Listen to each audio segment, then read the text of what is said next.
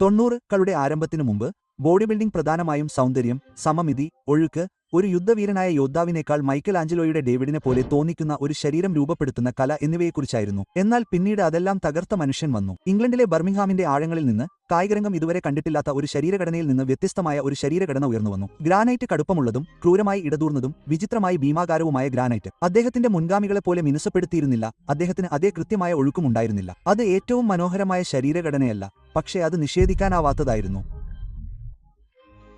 മറ്റുള്ളവർ വെനീസ് ബീച്ചിന്റെ വെളിച്ചത്തിൽ പോസ്റ്റ് ചെയ്തപ്പോൾ ഡോറിയൻ ഒളിഞ്ഞിരുന്നു, നിശബ്ദമായി പരിശീലനം നടത്തി, ലോകം തയ്യാറാകാത്ത ഒന്ന് നിർമ്മിച്ചു.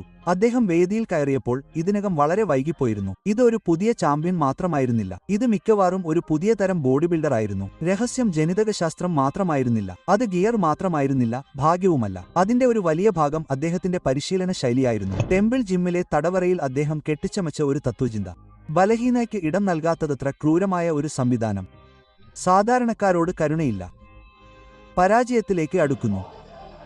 മിക്ക പുരുഷന്മാരും പ്രവേശിക്കാൻ ധൈര്യപ്പെടാത്ത വേദനയുടെ മേഖലയിലേക്ക് കഴിഞ്ഞ പരാജയം. അദ്ദേഹം അതിനെ രക്തവും ധൈര്യവും എന്ന് വിളിച്ചു. ഡോറിയൻ യേറ്റ്സ് 6 മിസ്റ്റർ ഒളിമ്പിയ കിരീടങ്ങൾ നേടിയത് മാത്രമല്ല, 90കളിൽ അദ്ദേഹം ആധിപത്യം സ്ഥാപിച്ചു. ബോഡി ബിൽഡിംഗ് എന്താണെന്ന് അദ്ദേഹം പരിഷ്കരിച്ചു. പേശികളെ പിന്തുടരുന്നത് ഒരു യുദ്ധമാക്കി മാറ്റി. അതിൽ നിന്ന് രക്ഷപ്പെടാനുള്ള ഏക മാർഗം അദ്ദേഹം കണ്ടെത്തി. അങ്ങനെ ചെയ്യുന്നതിലൂടെ അദ്ദേഹം ഒരു മാസ് മോൺസ്റ്റർ വിപ്ലവത്തിന് തുടക്കമിട്ടു. ഡോറിയൻ യേറ്റ്സ് തന്റെ നിരന്തരമായ പരിശീലന ശൈലിയിലൂടെ മാസ് മോൺസ്റ്റർ യുഗത്തിന്റെ പിതാവായി മാറിയതിന്റെ കഥയാണിത്. അദ്ദേഹത്തിന്റെ രീതികൾ അദ്ദേഹത്തിന്റെ മികച്ച ഗുണങ്ങളെ എങ്ങനെ വർദ്ധിപ്പിച്ചു, ബലഹീനതകൾ മറച്ചു. ബോഡി ബിൽഡിംഗിന്റെ മുഴുവൻ ഭൂപ്രകൃതിയും അദ്ദേഹത്തിന് ചുറ്റും പരിണമിച്ചു. ഇത് രക്തത്തിന്റെയും ഗട്സിന്റെയും പാരമ്പര്യത്തെക്കുറിച്ചുള്ള ഒരു പിന്നാമ്പുറ കാഴ്ചയാണ്.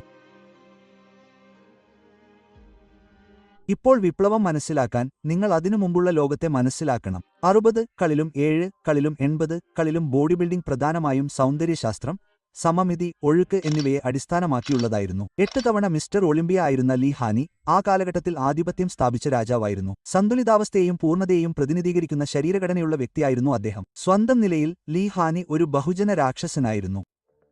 ലീ ഹാനി അധികാരമേറ്റപ്പോഴേക്കും ആർണോൾഡിനും സെർജിയോയ്ക്കും ശേഷമുള്ള പേശികളുടെ കാര്യത്തിൽ അദ്ദേഹം ഏറ്റവും വലിയ മിസ്റ്റർ ഒളിമ്പിയ ആയിരുന്നു. ഇടുങ്ങിയ അരക്കെട്ടിലേക്ക് ചുരുങ്ങുന്ന വീതിയേറിയ തോളുകളും പേശികളുടെ പിണ്ടവും അദ്ദേഹത്തിന്റെ ശരീരഘടനയെ തികച്ചും പൂരകമാക്കി. ഇതായിരുന്നു മാനദണ്ഡം. അക്കാലത്തിന് അനുയോജ്യമെന്ന് കണക്കാക്കപ്പെട്ടിരുന്നത് ഇതാണ്. എന്നാൽ ലീ ഹാനി, ആർണോൾഡ്, ഫ്രാങ്ക് സെയിൻ, സെർജിയോ, ഫ്രാങ്കോ എന്നിവയ്ക്കു മുമ്പുള്ള ഐഗണുകൾ പോലും അവരുടെ വലുപ്പമുണ്ടായിരുന്നിട്ടും അവർ ഒരു മാർബിൾ പ്രതിമയിലെന്ന പോലെ കാണപ്പെടുന്ന ശരീരഘടനകൾ വഹിച്ചു. അവർ പലർക്കും വീരന്മാരും യോദ്ധാക്കളും ദൈവങ്ങളുമായിരുന്നു. എന്നാൽ 1980കളുടെ അവസാനത്തോടെ സിസ്റ്റത്തിൽ വിള്ളലുകൾ രൂപപ്പെട്ടു. ആരാധകർ ലീ ഹാനിയുടെ സന്തുലിതാവസ്ഥയെ അഭിനന്ദിച്ചെങ്കിലും ആഴത്തിൽ അത് അല്പം അനാവശ്യമായിക്കൊണ്ടിരുന്നു. മത്സരങ്ങളിൽ ആരാധകർ അടുത്തയാൾ വന്ന് അധികാരം ഏറ്റെടുക്കുമെന്ന് പ്രതീക്ഷിച്ചിരുന്നതായി മുറുമുറുപ്പുകളും ഉണ്ടായിരുന്നു. ആ വ്യക്തി ആരായിരിക്കുമെന്ന് അവർക്ക് അന്ന് അറിയില്ലായിരുന്നു. പക്ഷേ അവർ പ്രതീക്ഷിച്ചത് അതിലും വലിയ ഒരാളെ, അതിലും മികച്ച ഒരാളെ, പാരമ്പര്യം മുന്നോട്ടു കൊണ്ടുപോകാൻ യോഗ്യനായ ഒരാളെയായിരുന്നു. ഇനി മിനുസപ്പെടുത്തിയാൽ മാത്രം പോരാ, സന്തുലിതാവസ്ഥ പാലിച്ചാൽ പോരാ. ആരാധകർ പ്രതീക്ഷിച്ചത് അതിലും വിചിത്രമായ ഒന്ന്.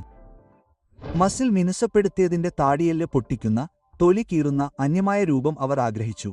1980കളുടെ അവസാനത്തോടെ ബോഡി ബിൽഡിംഗ് മാറിത്തുടങ്ങി. IFBB വളർന്നു. സ്പോൺസർഷിപ്പ് പണം വളരെ വേഗത്തിൽ ഒഴുകാൻ തുടങ്ങി. ഫ്ലെക്സ്, മസിൽ ആൻഡ് ഫിറ്റ്നസ് പോലുള്ള മാസികകൾ വലുതും കഠിനവും വിചിത്രവുമായ ശരീരഘടനകളുടെ പ്രതിച്ഛായ വിറ്റു.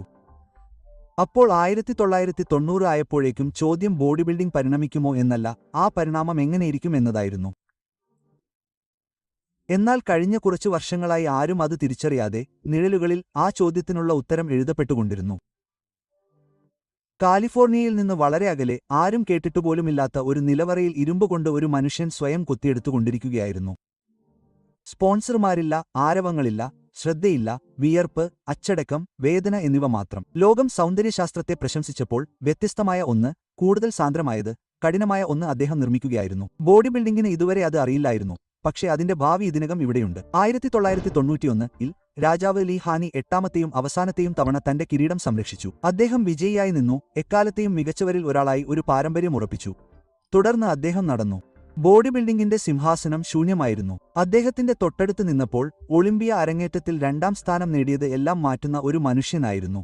നിഴൽ. ഡോറിയൻ യേറ്റ്സിന് വിജയിക്കാൻ ആഗ്രഹമില്ലായിരുന്നു. വിജയം എങ്ങനെയായിരിക്കണമെന്ന് അദ്ദേഹം പുനർനിർവചിക്കാൻ ആഗ്രഹിച്ചു. ലോകം ഒരിക്കലും കണ്ടിട്ടില്ലാത്ത ഒരു പരിശീലന ശൈലിയായിരുന്നു അദ്ദേഹത്തിന്റെ ആയുധം. പതിറ്റാണ്ടുകൾക്ക് ശേഷം ഡോറിയന്റെ 1991 പോം വിരമിക്കാനുള്ള തീരുമാനത്തിൽ ഒരു ഘടകമായിരുന്നുവെന്ന് ലീ ഹാനി സമ്മതിച്ചു. ആ പരിപാടിയിൽ എനിക്ക് കഴിയുന്ന ഏറ്റവും മികച്ച പാസ് കിക്കുകൾ കൊണ്ടുവരേണ്ടി വന്നു. ചിപ്സ് എവിടെ വേണമെങ്കിലും വീഴും. അത് ഡോറിയൻ ആണെങ്കിൽ അത് അവനാകും. അത് ഞാനായിരിക്കും. പക്ഷേ അത് മറ്റേതെങ്കിലും രീതിയിൽ ആകാമെന്ന് എനിക്കറിയാമായിരുന്നു. പക്ഷേ എനിക്ക് കുറച്ചുകൂടി പരിചയസമ്പന്നനായതിനാൽ എനിക്ക് ഉയരങ്ങൾ കയറണമെന്ന് എനിക്ക് തോന്നി. പക്ഷേ എനിക്ക് അവനോട് വീണ്ടും പോരാടാൻ താൽപ്പര്യമില്ലായിരുന്നു. ഡോറിയനു വേണ്ടി പോരാടിയാൽ അത് മതിയായിരുന്നു.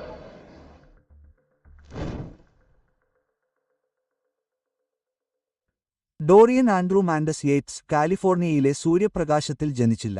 1962 ഇംഗ്ലണ്ടിലെ സള്ളിയിൽ ജനിച്ച അദ്ദേഹം ഒരു തൊഴിലാളിവർഗ കുടുംബത്തിന്റെ സൃഷ്ടിയായിരുന്നു. 13 വയസ്സുള്ളപ്പോൾ അദ്ദേഹത്തിന്റെ അച്ഛൻ പെട്ടെന്നുള്ള ഹൃദയാഘാതം മൂലം മരിച്ചു. ദുഃഖം അദ്ദേഹത്തിന്റെ കൗമാരത്തെ തകർത്തു. മിക്ക കുട്ടികളും ഇപ്പോഴും സ്വപ്നം കാണുന്ന ഒരു പ്രായത്തിൽ മരണത്തെ നേരിടാൻ അദ്ദേഹത്തെ നിർബന്ധിതനാക്കി. കോമിക്സും ആയോധനകലകളും സിനിമകളും ഇഷ്ടപ്പെട്ടിരുന്ന ആൺകുട്ടി അകന്നു, കഠിനനായി, വികാരങ്ങൾ അകറ്റി നിർത്തുന്ന ഒരാളായി. കൗമാരത്തിന്റെ അവസാനത്തോടെ ഡോറിയൻ മാറി. പാർട്ടികളും മദ്യപാനവും വഴക്കും നിറഞ്ഞ രാത്രികളിൽ അദ്ദേഹം പരുക്കൻ ജനക്കൂട്ടത്തിലേക്ക് വീണു. തുടർന്ന് പ്രശ്നങ്ങളുണ്ടായി. 19 വയസ്സുള്ളപ്പോൾ ഒരു കലാപത്തിനിടെ അറസ്റ്റിലായതിനെ തുടർന്ന് അദ്ദേഹം 6 മാസത്തെ തടവ് ശിക്ഷ അനുഭവിച്ചു. പലർക്കും ജയിൽ ഒരു അന്ത്യമാണ്. എന്നാൽ ഡോറിയന് അത് അദ്ദേഹത്തിന്റെ പുനരധിവാസത്തിനുള്ള ഒരു സ്രോതസ്സായി മാറി. ചുവരുകൾക്കുള്ളിൽ അദ്ദേഹം ഭാരോദ്വഹന മുറി കണ്ടെത്തി. തുരുമ്പിച്ച ബാർബെല്ലുകൾ, പൊട്ടിയ ബെഞ്ചുകൾ, തകർന്ന ഡംബെല്ലുകൾ. മറ്റുള്ളവർക്ക് അത് വെറും വിനോദം മാത്രമായിരുന്നു. എന്നാൽ ഡോറിയന് ഇത് രക്ഷയായിരുന്നു. ഇരുമ്പിന്റെ ഞെരുക്കത്തിലും പേശികളുടെ ആയാസത്തിലും അദ്ദേഹം ഒരു പുതിയ ഐഡന്റിറ്റി കണ്ടെത്തി. അദ്ദേഹം ആദ്യമായി ഗൗരവമായി ഉയർത്താൻ തുടങ്ങി.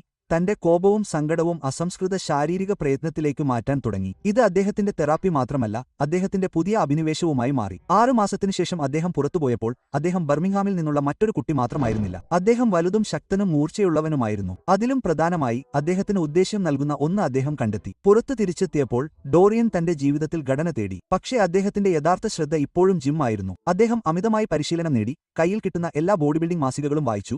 പേശികളും ഫിറ്റ്നസും ഫ്ലെക്സും ഇരുമ്പ് മനുഷ്യനും. അദ്ദേഹം ദിനചര്യകൾ മനപാഠമാക്കി, ശരീരഘടന താരതമ്യം ചെയ്തു, പോഷകാഹാരം പഠിച്ചു. അക്കാലത്ത് ബ്രിട്ടനിലെ ബോഡി ബിൽഡിംഗ് സംസ്കാരം അല്പം അണ്ടർഗ്രൗണ്ട് ആയിരുന്നു. ചെറിയ ഷോകളും വലിയ ജിമ്മുകളും പ്രശസ്തിയല്ല, അഭിനിവേശമാണ് സമൂഹത്തെ ഉത്തേജിപ്പിച്ചത്. അങ്ങനെ ഡോറിയന്റെ എളിയ തുടക്കം നിഴലുകളിൽ നിന്നാണ് ആരംഭിച്ചത്. പിന്നീട് തീപ്പൊരി വന്നു. വിചിത്രമായ പേശികൾ കൊണ്ട് പൊട്ടിത്തെറിക്കുന്ന ക്വാഡ്സുകളുള്ള ടോം പ്ലാറ്റ്സിന്റെ ഒരു ഫോട്ടോ, തുടകളിൽ ഞരമ്പുകൾ, തുടർന്ന് ഒരു രാജാവിനെപ്പോലെ ഒരു ജനക്കൂട്ടത്തെ നിയന്ത്രിക്കുന്ന ആർണോൾഡിന്റെ ഒരു വീഡിയോ. ഡോറിയൻ പെട്ടെന്ന് ബോഡി ബിൽഡിംഗിൽ ആകൃഷ്ടനായി. തുടർന്ന് ഉയർന്ന തീവ്രതയുള്ള പരിശീലനത്തിന്റെ സമൂലമായ തത്വചിന്ത പ്രസംഗിക്കുന്ന ആർതർ ജോൺസിന്റെയും മൈക്ക് മെൻസറിന്റെയും രചനകൾ അദ്ദേഹം കണ്ടെത്തി. ഇതെല്ലാം അദ്ദേഹത്തെ മിന്നൽപ്പിണർ പോലെ ബാധിച്ചു. മറ്റുള്ളവർ വിനോദത്തിനും സൗന്ദര്യത്തിനും വേണ്ടി പരിശീലിച്ചപ്പോൾ ഡോറിയൻ ബോഡി ബിൽഡിംഗിനെ ഒരു യുദ്ധമായും തന്നിൽ നിന്ന് വളരെയധികം കവർന്നെടുത്ത ഒരു ലോകത്തിനെതിരെ കവചം നിർമ്മിക്കുന്നതിനുള്ള സ്വന്തം ഇച്ഛാശക്തിയുടെ പരീക്ഷണമായും കണ്ടു. അദ്ദേഹം കളിക്കുകയായിരുന്നില്ല. അദ്ദേഹം സമ്മതിച്ചു. അദ്ദേഹത്തിന്റെ നിലവാരം മഹത്വത്തിൽ കുറഞ്ഞതല്ലായിരുന്നു. 1983 ആയപ്പോഴേക്കും ഡോറിയൻ യുകയിലെ തന്റെ ആദ്യത്തെ അമച്വർ മത്സരത്തിൽ പങ്കെടുക്കുകയും വിജയിക്കുകയും ചെയ്തു. ശ്രദ്ധേയമായ വരകളും രൂപവും അവിടെ ഉണ്ടായിരുന്നു. എന്നാൽ സാധ്യതകൾ നിഷേധിക്കാനാവാത്തതായിരുന്നു. തീ ആളിക്കത്തി. ആ തീ വളരെ ശക്തമായി കത്തി. അദ്ദേഹം വളരെ പ്രതിബദ്ധതയുള്ളതിനാൽ എന്തും ചെയ്യാൻ അദ്ദേഹം തയ്യാറായിരുന്നു. അങ്ങനെ ആ കാലഘട്ടത്തിലെ മറ്റെല്ലാ അഭിലാഷമുള്ള പ്രൊഫഷണലുകളെയും പോലെ അദ്ദേഹം അനാബോളിക് സ്റ്റിറോയിഡുകൾ ഉപയോഗിച്ച് കളിക്കാൻ തുടങ്ങി. 1980കളിൽ അദ്ദേഹത്തിന്റെ സ്റ്റാക്ക് ഗ്ലാമറസ് ആയിരുന്നില്ല. അത് സങ്കീർണമല്ലായിരുന്നു, പക്ഷേ അത് പ്രവർത്തിച്ചു. പക്ഷേ മരുന്നുകളുടെ കാര്യത്തിൽ പോലും അദ്ദേഹം അശ്രദ്ധനായിരുന്നില്ല. പരിശീലനത്തിലേക്ക് കൊണ്ടുവന്ന അതേ കണക്കുകൂട്ടിയ മാനസികാവസ്ഥയോടെയാണ് അദ്ദേഹം അവരെ സമീപിച്ചത്. നിയന്ത്രിതവും അളന്നതും ലക്ഷ്യബോധമുള്ളതും. അദ്ദേഹത്തിന് സ്റ്റിറോയിഡുകൾ മാന്ത്രികമായിരുന്നില്ല. അവ മറ്റെല്ലാറ്റിനെയും പോലെ ഉപകരണങ്ങൾ മാത്രമായിരുന്നു. അടിസ്ഥാനം ഇപ്പോഴും പരിശീലനവും അച്ചടക്കവുമായിരുന്നു. മരുന്നുകൾ അദ്ദേഹം അഴിച്ചുവിടാൻ പോകുന്ന ക്രൂരതയിൽ നിന്ന് വേഗത്തിൽ സുഖം പ്രാപിക്കാൻ അനുവദിച്ചു. കൂടാതെ തന്റെ കഴിവ് പരമാവധിയാക്കാനും കളിക്കളത്തെ സമനിലയിലാക്കാനും അദ്ദേഹത്തെ സഹായിച്ചു. എന്നാൽ അനാബോളിക്സ് ആയിരുന്നില്ല അദ്ദേഹത്തെ നിർവചിച്ചത്. അത് അദ്ദേഹത്തിന്റെ മാനസികാവസ്ഥയായിരുന്നു. എല്ലാ പരിശീലന ശൈലിയും അദ്ദേഹം പരീക്ഷിച്ചു. മാരത്തൺ വോളിയം സെഷനുകൾ, ഉയർന്ന ഫ്രീക്വൻസി സ്പ്ലിറ്റുകൾ, എണ്ണമറ്റ സെറ്റുകൾ. അവന്റെ ശരീരം വളർന്നു, പക്ഷേ എന്തോ ശരിയല്ലെന്ന് തോന്നി. അരക്കൽ പ്രവർത്തിക്കുന്നു, പക്ഷേ വളരെ കാര്യക്ഷമമല്ല. അവൻ ചെയ്യുന്ന പരിശ്രമത്തിന് ഫലങ്ങൾ പൊരുത്തപ്പെട്ടില്ല. പക്ഷേ അപ്പോഴാണ് അവൻ മൈക്ക് മെനറിന്റെ ഹെവി ഡ്യൂട്ടി തത്വചിന്തയെ കണ്ടുമുട്ടിയത്. ജിമ്മിൽ മണിക്കൂറുകൾ ആവശ്യമില്ല, തീവ്രത മാത്രമേ ആവശ്യമുള്ളൂ എന്ന ആശയം. പരാജയത്തിന് പുറം എല്ലാം തുറന്നു. ആർണോൾഡ് ഷ്വാസ്നെഗർ ഉൾപ്പെടെ പലരും അത് നിരാകരിച്ചപ്പോൾ ഡോറിയൻ ആ രീതിയെ ഭ്രാന്തിലേക്ക് തള്ളിവിട്ടു. അങ്ങനെ അവൻ പരീക്ഷണം തുടങ്ങി. അവൻ തന്റെ ശബ്ദം കുറച്ചു, അളവിനേക്കാൾ ഗുണനിലവാരത്തിൽ ശ്രദ്ധ കേന്ദ്രീകരിച്ചു, മിക്ക പുരുഷന്മാരും ഒരിക്കലും പോകാത്തതിലേക്ക് അവനെ തള്ളിവിടുന്ന സാങ്കേതിക വിദ്യകൾ ചേർത്തു. നിർബന്ധിത ആവർത്തനങ്ങൾ, നെഗറ്റീവുകൾ, ഡ്രോപ്പ് സെറ്റുകൾ, അവൻ ശരീരത്തിന്റെ പരിധി മറികടക്കുന്ന ഓരോ സെറ്റും. എന്നാൽ പിന്നീട് വിചിത്രമായ എന്തോ ഒന്ന് സംഭവിച്ചു. അവന്റെ പേശികൾ വളരുക മാത്രമല്ല, അവ കഠിനമായി, കട്ടിയുള്ളതായി. ഒരു ദിവസം അവനെ നിർവചിക്കുന്ന ആ ട്രേഡ്മാർക്ക് സാന്ദ്രത അവൻ വികസിപ്പിക്കാൻ തുടങ്ങി. ഈ പരിവർത്തനത്തിനിടയിലാണ് ഡോറിയൻ ബോഡി ബിൽഡിംഗിൽ ശരിക്കും പ്രണയത്തിലായത്. അത് അവന്റെ ഹോബി മാത്രമായിരുന്നില്ല, അത് അവന്റെ ജീവിതരീതിയായിരുന്നു. ഒരിക്കൽ അവനെ നഷ്ടപ്പെട്ട ഒരു ലോകത്ത് പുതുതായി കണ്ടെത്തിയ ആയുധം, അച്ചടക്കവും ക്രൂരമായ തീവ്രതയും സംയോജിപ്പിച്ച ഒരു പരിശീലന ശൈലി എന്നിവ ഉപയോഗിച്ച് അവന് ഒരു ലക്ഷ്യം നൽകിയ ആചാരം. ഫലങ്ങൾ വ്യക്തമായിരുന്നു. അടുത്ത മിസ്റ്റർ ഒളിമ്പിയയാകാൻ അദ്ദേഹത്തിന് ന്യായമായ അവസരം ലഭിച്ചു. യുണൈറ്റഡ് കിങ്ഡത്തിന് പുറത്തുള്ള വളരെ കുറച്ച് ആളുകൾക്ക് മാത്രമേ അത് അറിയൂ. എന്നാൽ ഡോറിയൻ യേറ്റ്സിനെക്കുറിച്ചുള്ള വാർത്ത പ്രചരിക്കാൻ സമയത്തിന്റെ കാര്യം മാത്രമായിരുന്നു. 1987 ബർമിംഗ്ഹാമിലെ ടെമ്പിൾ ജിം ഡോറിയൻ ഏറ്റെടുത്തപ്പോൾ അദ്ദേഹം ഒരു ഹെൽത്ത് ക്ലബ്ബിലേക്ക് കാലെടുത്തു വെക്കുകയായിരുന്നില്ല. അദ്ദേഹം തന്റെ നേട്ടങ്ങളുടെ ഗുഹയിലേക്ക് കാലെടുത്തു വെക്കുകയായിരുന്നു. 1980കളുടെ തുടക്കം മുതൽ ജിം നിലവിലുണ്ടായിരുന്നു. പക്ഷേ ഡോറിയൻ അത് സ്വന്തമാക്കുമ്പോഴേക്കും അദ്ദേഹം നിരവധി അമച്വർ മത്സരങ്ങളിൽ പങ്കെടുക്കുകയും ബ്രിട്ടീഷ് ബോഡി ബിൽഡിംഗിൽ വളർന്നുവരുന്ന ഒരു ശക്തിയായി പ്രശസ്തി നേടുകയും ചെയ്തിരുന്നു. മറ്റൊരു വിധത്തിൽ പറഞ്ഞാൽ, ടെമ്പിൾ അദ്ദേഹത്തിന്റെ പരിശീലന കേന്ദ്രമായും അദ്ദേഹത്തിന്റെ സ്വകാര്യ ലബോറട്ടറിയായും മാറുമായിരുന്നു. അത് ഗ്ലാമറസ് ആയിരുന്നില്ല, അത് അണ്ടർഗ്രൗണ്ട് ആയിരുന്നു, അത് വൃത്തികെട്ടതായിരുന്നു. മറ്റ് പല ജിമ്മുകളിലുമുള്ള ആഡംബര സവിശേഷതകൊന്നും അതിൽ ഉണ്ടായിരുന്നില്ല. Venice ബീച്ചിന് വിപരീതമായിരുന്നു temple. മിനുക്കിയ കണ്ണാടികളില്ല, മിന്നുന്ന ലൈറ്റിംഗ് ഇല്ല, കോൺക്രീറ്റ് ചുവരുകളും ഇരുമ്പും മാത്രം. ഡോറിയൻ തന്നെ അതിനെ തടവറ എന്ന് വിളിച്ചു. അത് കൃത്യമായി അങ്ങനെയായിരുന്നു. ഈ തടവറയ്ക്കുള്ളിൽ ബോഡി ബിൽഡിംഗിനെ എന്നേക്കുമായി മാറ്റുന്ന കാര്യങ്ങളുടെ തത്വചിന്ത ഡോറിയൻ പരിഷ്കരിക്കാൻ തുടങ്ങി. മുമ്പ് സൂചിപ്പിച്ചതുപോലെ മൈക്ക് മെൻസറിന്റെ ഉയർന്ന തീവ്രത പരിശീലനത്തെക്കുറിച്ചുള്ള സിദ്ധാന്തങ്ങളിൽ നിന്ന് അദ്ദേഹം വളരെയധികം പ്രചോദനം ഉൾക്കൊണ്ടിരുന്നു. അക്കാലത്ത് അല്പം സമൂലമായി കണക്കാക്കപ്പെട്ടിരുന്നു കുറച്ച് സെറ്റുകളും കൂടുതൽ കഠിനാധ്വാനവും വോളിയത്തെ മറികടക്കും എന്ന ആശയം. എന്നാൽ ഡോറിയൻ ഈ സംവിധാനം പിന്തുടരുക മാത്രമല്ല, അതിൽ മെച്ചപ്പെടുത്തുകയും സ്വന്തം പേര്, രക്തം, ധൈര്യം എന്നിവ ഉപയോഗിച്ച് അതിനെ ബ്രാൻഡ് ചെയ്യുകയും ചെയ്തു. മെൻസറിന്റെ ഹെവി ഡ്യൂട്ടി തത്വചിന്തയുടെ ഒരു ആത്മീയ പിൻഗാമിയായിരുന്നു അത്. ഫോർമുല ലളിതവും എന്നാൽ ക്രൂരവുമായിരുന്നു. വാം അപ്പ് ചെയ്യുക, തുടർന്ന് ഓരോ വ്യായാമത്തിനും ഒരു ഓൾഔട്ട് വർക്കിംഗ് സെറ്റ് നടപ്പിലാക്കുക. ആ സെറ്റ് കേവലമായ അരികിലേക്കും അതിനപ്പുറത്തേക്കും തള്ളപ്പെടണം. ഫോഴ്സ് റെപ്സ്, ഡ്രോപ്പ് സെറ്റുകൾ, ഭാഗികങ്ങൾ, നെഗറ്റീവുകൾ. ടാങ്കിൽ എന്തെങ്കിലും ശേഷിക്കുന്നുണ്ടെങ്കിൽ അവൻ അത് ശരിയായി ചെയ്തില്ല. ഡോറിയൻ തന്നെ വിശദീകരിക്കുന്നതുപോലെ, നിങ്ങൾക്ക് രണ്ടാമത്തെ സെറ്റ് പരീക്ഷിക്കാൻ കഴിയുമെന്ന് നിങ്ങൾക്ക് തോന്നുന്നുവെങ്കിൽ ആദ്യ സെറ്റിൽ നിങ്ങൾക്ക് എല്ലാ സ്റ്റോപ്പുകളും പുറത്തെടുക്കാൻ കഴിയില്ല. പ്രൊഫഷണൽ ബോഡി ബിൽഡിംഗ് നിലവാരം വെച്ച് നോക്കുമ്പോൾ അദ്ദേഹത്തിന്റെ വ്യായാമ സമയം വളരെ കുറവായിരുന്നു, പലപ്പോഴും 30 മുതൽ 45 മിനിറ്റ് വരെ. എന്നാൽ ആ തീവ്രത മറ്റ് പല ബോഡി ബിൽഡർമാർക്കും അതിജീവിക്കാൻ കഴിയാത്ത ഒന്നായിരുന്നു. അക്കാലത്ത് സാധാരണമായിരുന്ന ഒരു പരിശീലന രീതിയായിരുന്നില്ല അത്. ഓരോ ആവർത്തനവും ശസ്ത്രക്രിയാ കൃത്യതയോടെയാണ് നടത്തിയത്. പാഴായ ചലനമില്ല, അഹംഭാവം ഉയർത്തുന്നില്ല, നിരന്തരമായ ശ്രദ്ധ കേന്ദ്രീകരിച്ച നാശം മാത്രം. ടെമ്പിൾ ജിം ഈ പരീക്ഷണ കേന്ദ്രമായി മാറി. ഡോറിയൻ പേശികളെ മാത്രമല്ല, നിഴലിന്റെ മിത്തിനെയും വളർത്തിയ സ്ഥലമായിരുന്നു. ഓരോ വ്യായാമവും അവനെ ഉന്മൂലനം ചെയ്ത് കൂടുതൽ ശക്തിപ്പെടുത്തി. പരിശീലനം നേടാനും വിജയിക്കാനും മാത്രം ആഗ്രഹിച്ച മനുഷ്യന്റെ വിയർപ്പും നിലവിളികളും തടവറയുടെ ചുവരുകൾ ആഗിരണം ചെയ്തു. വിജയത്തിന്റെ അർത്ഥം പുനർനിർവചിക്കാൻ അദ്ദേഹം പരിശീലിക്കുകയായിരുന്നു. തടവറയിൽ നിഴൽ ഒരു ഇതിഹാസമായി മാറി. അദ്ദേഹത്തിന്റെ ആഴ്ചതോറുമുള്ള വിഭജനം പോലും വളരെ കാര്യക്ഷമമായിരുന്നു, കാരണം അദ്ദേഹം 4 ദിവസം മാത്രം പരിശീലനം നേടുകയും പിന്നീട് മറ്റു 3 ദിവസത്തേക്ക് സുഖം പ്രാപിക്കുകയും ചെയ്യും. ഓരോ സെഷനും ഒരേ പതിവ് പിന്തുടർന്നു. 2 വാം അപ്പ് സെറ്റുകളും പിന്നീട് ഓരോ വ്യായാമത്തിനും ഒരു ഓൾഔട്ട് വർക്കിംഗ് സെറ്റും. ആ ഒരൊറ്റ സെറ്റ് പൂർണ്ണ പരാജയത്തിലേക്ക് തള്ളിവിട്ടു. 8 മുതൽ 10 വരെ, 12 മുതൽ 15 വരെ അദ്ദേഹത്തിന് ക്രാങ്ക് ചെയ്യാൻ കഴിയുന്നത്രയും. ചെസ്റ്റ് ഡേയിൽ ഇൻസിൻ ബാർബെൽ പ്രസ്സുകൾ, ഡംബെൽ ഫ്ലൈസ്, മെഷീൻ പ്രസ്സുകൾ എന്നിവ ഉപയോഗിച്ചാണ് അദ്ദേഹം തുടങ്ങിയത്. ഓരോ ആവർത്തനവും സ്ലോ എൻട്രിക്കും പിന്നീട് വളരെ ശക്തമായ കോൺസെൻട്രിക്സും ആയിരുന്നു. അദ്ദേഹത്തിന്റെ പോം ലോക്ക് ചെയ്തു. പിന്നെ ബാർബെൽ ചുരുളുകളും പ്രസംഗക ചുരുളുകളും ഉപയോഗിച്ച് അദ്ദേഹം തന്റെ ബൈസെപ്സ് കീറിമുറിക്കും. ചെറുതും മൂർച്ചയുള്ളതും ക്രൂരവുമായത്. ടെമ്പിളിലെ ലെഗ് ഡേകളും വളരെ ഐതിഹാസികമായിരുന്നു, കാരണം അദ്ദേഹം ലെഗ് എക്സ്റ്റൻഷനുകൾ ഉപയോഗിച്ച് തന്റെ ക്വാഡുകൾ പ്രീ എക്സ്ഹോസ്റ്റ് ചെയ്തുകൊണ്ട് ആരംഭിച്ചു. തുടർന്ന് നേരെ ലെഗ് പ്രസ്സുകളിലേക്കോ ഹാക്ക് സ്ക്വാറ്റുകളിലേക്കോ പോയി. തുടർന്ന് ഹാംസ്ട്രിംഗ് ചുരുളുകളും ആർഡിഎല്ലുകളും അത് പൂർത്തിയാക്കി. അവസാനത്തോടെ അദ്ദേഹത്തിന്റെ കാലുകൾ പമ്പ് ചെയ്തില്ല, അവ തകർന്നു. മിലിറ്ററി പ്രസ്സുകൾ ഷോൾഡർ ഡേയുടെയും ലാറ്റ് റേസുകളുടെയും ഒരു പ്രധാന ഭാഗമായിരുന്നു. ട്രൈസെപ്സിനുള്ള അദ്ദേഹത്തിന്റെ പ്രിയപ്പെട്ട ചലനം തലയോട്ടി ക്രഷറുകളും പുഷ്ഡ് ഡൌണുകളുമായിരുന്നു, ആ ഹോഴ്സ് ഷൂ ലുക്ക് കുത്തിയെടുക്കാൻ. എന്നാൽ ബാക്ക് ഡേയിലേക്ക് വരുമ്പോൾ, അപ്പോഴാണ് അദ്ദേഹം തന്റെ ഏറ്റവും മികച്ച സവിശേഷതയായ തന്റെ മാസ്റ്റർപീസ് മെച്ചപ്പെടുത്തിയത്. ഹെവി ബാർബെൽ റോകൾ, പുളോവറുകൾ, പുൾ ഡൌണുകൾ, മെഷീൻ റോകൾ. ഓരോ ആംഗിളും ആക്രമിക്കപ്പെട്ടു, ഓരോ ഫൈബറും കീറുമുറിച്ചു.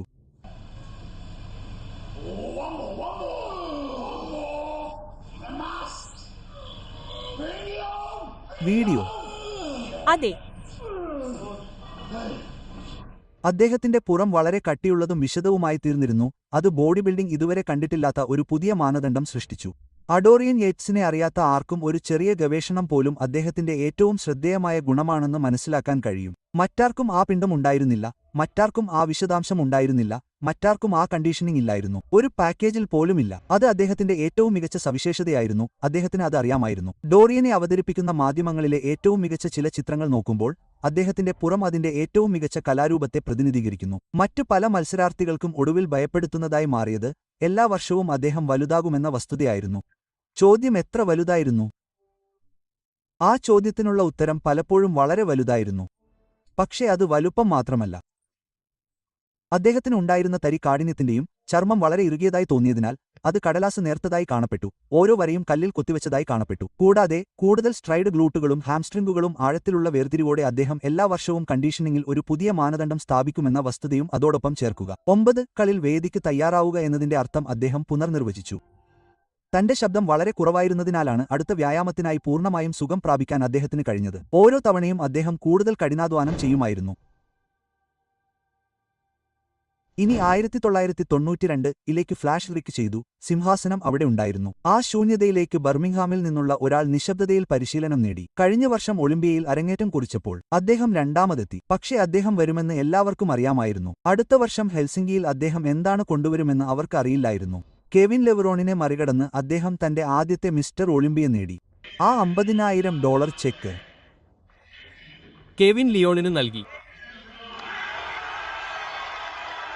1993 അത്ഭുതകരമായ ഒരു വർഷം ആഘോഷിക്കുന്ന ഏറ്റവും മികച്ച പ്രതീക്ഷയുള്ളവരിൽ ഒരാളായിരുന്നു ഫ്ലെക്സ് വീലർ. അദ്ദേഹത്തിന്റെ സ്വന്തം സ്വഭാവവിശേഷങ്ങൾ അദ്ദേഹത്തിന് നല്ല കാരണത്താൽ ക്ലാസുള്ള മാസ് എന്ന വിളിപ്പേര് നേടിക്കൊടുത്തു. പക്ഷേ എങ്ങനെയോ നിലവിലെ ചാമ്പ്യനായ ഡോറിയൻ വീണ്ടും വലുതും വിചിത്രവും കഠിനവും വീണ്ടും ആധിപത്യം സ്ഥാപിച്ചു. 1994 ആയപ്പോഴേക്കും 6 വർഷത്തെ പരിചയസമ്പന്നനായ ഷോൺ റേയും ഉയർന്നുവന്നു. പക്ഷേ ഈ പുതിയ മാസ് മോൺസ്റ്റർ യുഗത്തിന്റെ പൂർണ്ണമായ വിപരീതത്തെ പ്രതിനിധീകരിക്കുന്ന ഒരാളായിരുന്നു അദ്ദേഹം. സൗന്ദര്യശാസ്ത്രത്തിന്റെയും ഒഴുക്കിന്റെയും പാരമ്പര്യം അദ്ദേഹം ഇപ്പോഴും വഹിച്ചുകൊണ്ടിരുന്നു. ചെറിയ ഫ്രെയിമിൽ പോലും അദ്ദേഹം വളരെ ശക്തനായ ഒരു വെല്ലുവിളിയായിരുന്നു. വലിയ എതിരാളികളുടെ അടുത്തു നിന്നാലും അദ്ദേഹത്തിന്റെ വരകളും രൂപവും എപ്പോഴും വേറിട്ടു നിൽക്കും. 1994 ആയപ്പോഴേക്കും ഡോറിയൻ എത്രത്തോളം വലുതാകുമായിരുന്നു അല്ലേ? ശരി, അദ്ദേഹം ഗണ്യമായി വലുതായി. ഷോൺ റേയെ മറികടക്കാൻ ആവശ്യമായ നല്ല കണ്ടീഷനിംഗ് നിലനിർത്താൻ അദ്ദേഹത്തിന് കഴിഞ്ഞു. ആ വിചിത്ര ഘടകം വളരെ വലുതായിരുന്നു. എന്നാൽ പിന്നീട് നമ്മൾ കാണാൻ പോകുന്നതുപോലെ 1994 മിസ്റ്റർ ഒളിമ്പിയ ഡോറിയന്റെ വിവാദപരമായ ഒളിമ്പ്യാസുകളിൽ ആദ്യത്തേതായിരുന്നു. 1995 അദ്ദേഹം ജോർജിയയിലെ അറ്റ്ലാന്റയിലേക്ക് മടങ്ങി. ഡോറിയൻ യേറ്റ്സിന്റെ ഇതുവരെ കണ്ടിട്ടുള്ളതിൽ വെച്ച് ഏറ്റവും മികച്ച ബോഡി ബിൽഡിംഗ് പതിപ്പ് കൊണ്ടുവന്നു. അതായത് ഇത് അദ്ദേഹത്തിന്റെ ഉന്നതിയായിരുന്നു എന്ന് ഞാൻ പറയാം. 1992 അപേക്ഷിച്ച് അദ്ദേഹത്തിന് 30 പൗണ്ട് ഭാരമുണ്ടായിരുന്നു. ഇപ്പോഴും കണ്ടീഷൻ ചെയ്തിട്ടില്ലെങ്കിലും കണ്ടീഷൻ ചെയ്തതുപോലെ തന്നെയായിരുന്നു. ഈ വിജയം കൂടുതൽ ശ്രദ്ധേയമാക്കുന്നതിനായി അക്കാലത്തെ ഏറ്റവും മികച്ച കെവിൻ ലെവറോണിനെ അദ്ദേഹം തോൽപ്പിച്ചു. അദ്ദേഹം നിഷേധിക്കാനാവാത്തവനും തർക്കമില്ലാത്തവനും ഏതാണ്ട് തടയാനാവാത്തവനുമായിരുന്നു. 18ാം നമ്പർ മത്സരാർത്ഥി ചിക്കാഗോയിൽ കെവിൻ ലിയോൺ. അടുത്ത വർഷം 96 ഒളിമ്പിയയിൽ അദ്ദേഹം തിരിച്ചെത്തി വീണ്ടും ആധിപത്യം സ്ഥാപിച്ചു. മികച്ച ഫോമിലല്ലെങ്കിലും വിജയിക്കാൻ അത് ഇപ്പോഴും മതിയായതായിരുന്നു. അദ്ദേഹത്തെ നിഴലാക്കിയ എല്ലാ ട്രേഡ്മാർക്ക് സവിശേഷതകളും അദ്ദേഹം ഇപ്പോഴും കൊണ്ടുവന്നു. എന്നാൽ ബോഡി ബിൽഡിംഗിൽ എന്ന പോലെ ഫാദർ ടൈമും തോൽവിയറിയാത്തതാണ്. എന്നാൽ 1997 അടുത്തെത്തിയപ്പോൾ തന്റെ മികച്ച ഫോം തിരികെ കൊണ്ടുവരാനുള്ള ഡോറിയന്റെ കഴിവ് ഏതാണ്ട് ഇല്ലാതായി. 1997 മിസ്റ്റർ ഒളിമ്പിയയിൽ അദ്ദേഹം ശക്തമായ മുന്നേറ്റം നടത്തി, വലുതായി തിരിച്ചുവന്നു. പക്ഷേ അദ്ദേഹം മികച്ചവനാണോ അല്ലയോ എന്നതിനെക്കുറിച്ച് ചില ഗുരുതരമായ ചോദ്യങ്ങൾ ഉണ്ടായിരുന്നു, പ്രത്യേകിച്ച് നാസർ എൽസാത്തിയെ അപേക്ഷിച്ച്. നാസർ സ്വന്തം നിലയിൽ അസാധാരണമായി കാണപ്പെട്ടു. ഇതാണ് അദ്ദേഹത്തിന്റെ ഏറ്റവും മികച്ച പാക്കേജ്. എന്നാൽ ഈ വിവാദത്തിന്റെ മൂലവും ഉറവിടവും ഡോറിയന്റെ പോരായ്മകളിലേക്കാണ്. ആ രക്തത്തിന്റെയും കുടലിന്റെയും ശൈലിയിലുള്ള പരിശീലനത്തിന്റെ വർഷങ്ങളിലൂടെ അദ്ദേഹത്തിന്റെ ശരീരത്തിൽ വികസിച്ച പോരായ്മകൾ. 1994 ഒളിമ്പിയയാണ് അദ്ദേഹത്തിന്റെ ആദ്യത്തെ വിവാദ ഒളിമ്പിയ എന്ന് ഞാൻ നേരത്തെ പറഞ്ഞിരുന്നു. ഷോയ്ക്ക് ഏതാനും ആഴ്ചകൾക്ക് മുമ്പ് അദ്ദേഹത്തിന്റെ ഇടതു ബൈസെപ്പ് കീറിയതിനാൽ ധാരാളം ആരാധകരുടെ കണ്ണിൽ ഇത് അദ്ദേഹത്തിന്റെ അനുപാതത്തെയും സമമിതിയെയും അല്പം വേദനിപ്പിച്ചു. അതേസമയം ഷാൻ റേ ഏതാണ്ട് പൂർണ്ണനായിരുന്നു. എന്നാൽ ഡോറിയൻ മറ്റെല്ലായിടത്തും അസാധാരണനായതിനാൽ അവർ ഇപ്പോഴും അദ്ദേഹത്തെ നിലവിലെ ചാമ്പ്യനായി അംഗീകരിച്ചു. ഡോറിയൻ പൂർണ്ണ ആരോഗ്യവാനായിരുന്നപ്പോൾ വലിയ പരിക്കുകളൊന്നും നേരിടാതിരുന്നപ്പോൾ 1995 അദ്ദേഹം ആരോഗ്യവാനായിരുന്നപ്പോൾ ആകാശമാണ് അദ്ദേഹത്തിന് പരിധിയെന്ന് ഞങ്ങൾ ശരിക്കും കണ്ടു. എന്നാൽ 96 മിസ്റ്റർ ഒളിമ്പിയയ്ക്കുള്ള തയ്യാറെടുപ്പിനിടെ പരിക്കിന്റെ പ്രശ്നം വീണ്ടും അദ്ദേഹത്തെ ബാധിച്ചു. ഇത്തവണ അദ്ദേഹം തന്റെ ട്രൈസെപ്പ് കീറി. അത് വാഗ്ദാനം ചെയ്യാൻ കഴിയുന്നത് പരമാവധിയാക്കാനുള്ള അദ്ദേഹത്തിന്റെ കഴിവിനെ ബാധിച്ചു. 1997 മിസ്റ്റർ ഒളിമ്പിയയിലേക്ക് നയിച്ച തയ്യാറെടുപ്പ് അദ്ദേഹത്തിന്റെ കരിയറിലെ ഏറ്റവും വിനാശകരമായ ഒന്നായിരുന്നു. കാരണം അദ്ദേഹം തന്റെ ബൈസെപ്പ് കീറി, ട്രൈസെപ്പ് കീറി, മാത്രമല്ല മറ്റ് നിരവധി പരിക്കുകളും നേരിട്ടു. പരിശീലനം അദ്ദേഹത്തിന് പരിചിതമായ രീതിയിൽ പരമാവധിയാക്കാൻ കഴിയാത്തതിനാൽ 95 അദ്ദേഹം കൊണ്ടുവന്ന കാര്യങ്ങൾ പുനർനിർമ്മിക്കുന്നത് അദ്ദേഹത്തിന് ശരിക്കും ബുദ്ധിമുട്ടായിരിക്കും. ആളുകൾ പ്രതീക്ഷിച്ചിരുന്ന മറ്റ് പല വശങ്ങളിലും അദ്ദേഹം മെച്ചപ്പെടുത്താൻ പാടുപെട്ടു എന്ന് മാത്രമല്ല നാസറിനേക്കാൾ മികച്ചവനാണോ അദ്ദേഹം എന്നതും വളരെ ചർച്ചാവിഷയമായിരുന്നു. അവർ അദ്ദേഹത്തെ വിജയിയായി പ്രഖ്യാപിച്ചപ്പോൾ ആരാധകർ അതിനെക്കുറിച്ച് എന്താണ് ചിന്തിക്കുന്നതെന്ന് നിങ്ങൾക്ക് കേൾക്കാനാകും.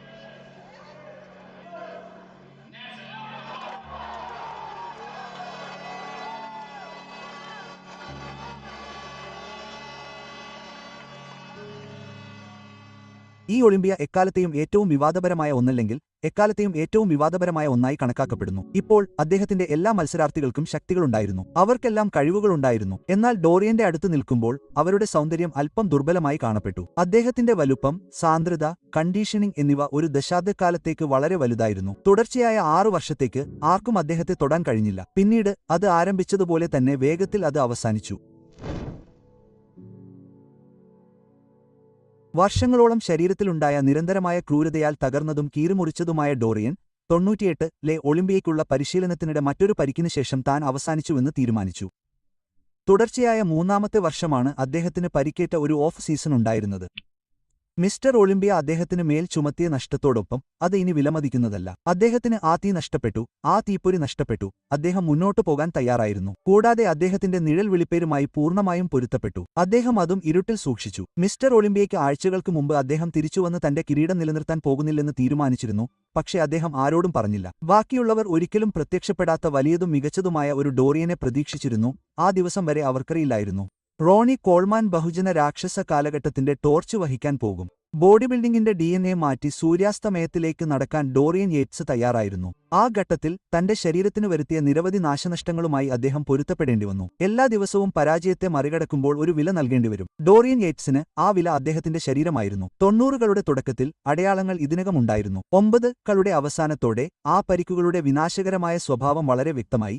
പ്രത്യേകിച്ച് അദ്ദേഹത്തിന്റെ കൈയിൽ അതിന്റെ ആകൃതി ശാശ്വതമായി മാറിയിട്ടുണ്ടെന്ന് വ്യക്തമായി. രക്തത്തിന്റെയും കുടലിന്റെയും യാഥാർത്ഥ്യമായിരുന്നു ഇത്. അദ്ദേഹത്തിന്റെ പരിശീലന രീതി അത് എല്ലാം ആവശ്യപ്പെട്ടു. ഓരോ ടെൻഡോണും, എല്ലാ പേശീനാരുകളും, എല്ലാ സന്ധികളും. അതായിരുന്നു അദ്ദേഹത്തിന്റെ തത്വചിന്തയുടെ അടിസ്ഥാനം. രസകരമെന്ന് പറയട്ടെ, തുടക്കം മുതൽ തന്നെ അതിന്റെ ഫലം എന്താണെന്ന് അദ്ദേഹത്തിന് അറിയാമായിരുന്നു. വളരെക്കാലമായി ബോഡി ബിൽഡിംഗിൽ മത്സരിക്കാൻ പോകുന്നില്ലെന്ന് തനിക്ക് അറിയാമായിരുന്നുവെന്ന് ഡോറിയൻ തന്നെ പറഞ്ഞു. 15-20 വർഷമായി അദ്ദേഹം ചെയ്യാൻ പദ്ധതിയിട്ടിരുന്ന ഒന്നല്ല അത്. തന്റെ പരിശീലന ശൈലിയുടെ അനന്തരഫലങ്ങൾ അദ്ദേഹം പൂർണ്ണമായി മനസ്സിലാക്കി. ഒരു തലമുറ മിസ്റ്റർ ഒളിമ്പിയ ആകാനുള്ള അവസരം വിലമതിക്കുന്നതാണെന്ന് അദ്ദേഹം തീരുമാനിച്ചു. കീറിയ ട്രൈസെപ്സ്, കീറിയ ബൈസെപ്സ്, തോളിലെയും കാൽമുട്ടുകളിലെയും ഇടുങ്ങിയ പുറം എന്നിവയുടെ ചെലവിലാണ് ആ 6 കൈച്ചെരിപ്പുകൾ ലഭിച്ചത്. പക്ഷേ അതായിരുന്നു അദ്ദേഹത്തിന്റെ വിട്ടുവീഴ്ച. അതായിരുന്നു അദ്ദേഹം നൽകാൻ തയ്യാറായ വില. തന്റെ പരിശീലന ശൈലി സുസ്ഥിരമാകില്ലെന്ന് അറിയാമായിരുന്നതിനാൽ അദ്ദേഹം അകത്തേക്ക് വരാനും ആധിപത്യം സ്ഥാപിക്കാനും അപ്രത്യക്ഷമാകാനും ആഗ്രഹിച്ചു. പക്ഷേ അതുമാത്രമാണ് തനിക്ക് ഫലപ്രദമായ രീതിയെന്ന് അദ്ദേഹത്തിന് അറിയാമായിരുന്നു. അദ്ദേഹത്തിന്റെ സമയം താരതമ്യേന ചെറുതായിരിക്കുമെന്നും അദ്ദേഹം അത് പൂർണ്ണമായും മുതലെടുക്കുമെന്നും അദ്ദേഹം പറഞ്ഞു.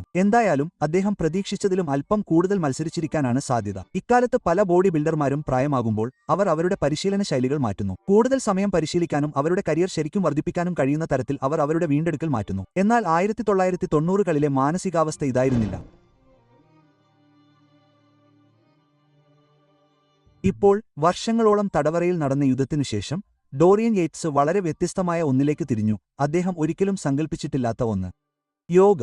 പതിറ്റാണ്ടുകളുടെ ഭാരോദ്വഹനം അദ്ദേഹത്തിന്റെ ശരീരത്തെ തളർത്തി. ഞാൻ മുമ്പ് പറഞ്ഞതുപോലെ അദ്ദേഹത്തിന് കീറിയ ട്രൈസെപ്സ്, കീറിയ ബൈസെപ്സ്, തോളുകൾ, വർഷങ്ങളുടെ തീവ്രമായ പരിശീലനം മൂലം ധരിക്കുന്ന സന്ധി പ്രശ്നങ്ങൾ എന്നിവ ഉണ്ടായിരുന്നു. അദ്ദേഹത്തിന്റെ ചലനശേഷി വളരെ മോശമായിരുന്നു.